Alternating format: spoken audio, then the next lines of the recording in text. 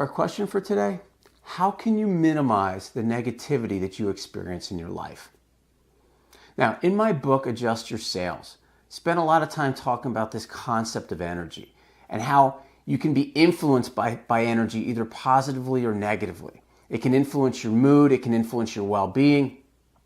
And so you start by looking at the people you spend your time with and what is their effect on your energy? Do they bring you down? Do they depress you? Or are they uplifting? Do they motivate you? And what about the other things that you take in your life? Things like external stimuli, television, the internet, radio. How do they make you feel? I'll give you a quick example in my life. I used to spend a lot of time listening to talk radio, and it was mostly politically motivated talk radio. And after I'd get done, I would be angry. They would stir my emotions. And then I would be much more argumentative when I ran into people that didn't agree with me politically. And I finally realized that, you know what, this is just not good for me. I don't need this in my life, and I chose to eliminate it. I want you to think about another concept. There are 7 billion people on the planet. If you simply focused on the worst possible atrocities that can happen on any given day on planet Earth, and then you broadcast it on television and put it on 24 hours a day, 7 days a week, 365 days a year, you'd have the news. You know, and in Western civilization, so many of us are news junkies. We watch this stuff for hours and hours a day. And we think there's no repercussions of all that negativity bombarding us on a daily basis. And I'm here to tell you that that's not the case. It has an impact whether you want to realize it or not. It's definitely there. So the question you have to ask yourself is, how can you minimize the exposure? And the first thing in terms of TV, shut it off. Change the channel. There's certainly some uplifting or humorous things out there that you can tune into that'll be far better for you. Number 2, if you don't watch the news and you don't tune into this stuff, people are going to tell you what's going on. If something major happens in the world, they'll let you know and you can tune in then. But you don't have to be the first person to find everything out.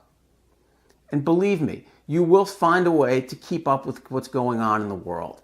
We're just talking about mitigating the exposure to the most heinous, horrible information that's being disseminated all over the world. So I think the key here is this. You want to minimize the negativity that you come across in your life. Number 1, you have to start by just examining the external stimuli that you come across every day. Number 2, ask yourself if you have the ability to eliminate it. And if you do, if it's negative, get rid of it. Stop watching it. Stop spending time with people like that. But the next question is, if you do not have that ability, let's say it's a coworker that you deal with at work, that you just, for whatever reason, affects you negatively, is very, very, is a depressing person, it just brings you down. Okay, if that's the situation, figure out a way longer term, first to minimize your exposure and then to eliminate the exposure. So if it means coming in earlier, and leaving early, coming in later and leaving later, whatever you have to do to minimize your exposure to that individual. And then longer term, how can you get yourself out of the situation you're in right now? How can you get promoted to the next level? How can you get to another part of the organization where you can get away from this individual? I think that is important. You have to figure out ways to eliminate that exposure.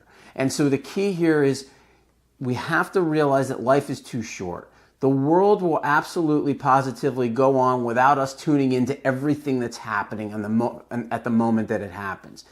Negative people will find other negative people to depress. But you now have to make the decision to minimize the negativity that you experience in your life.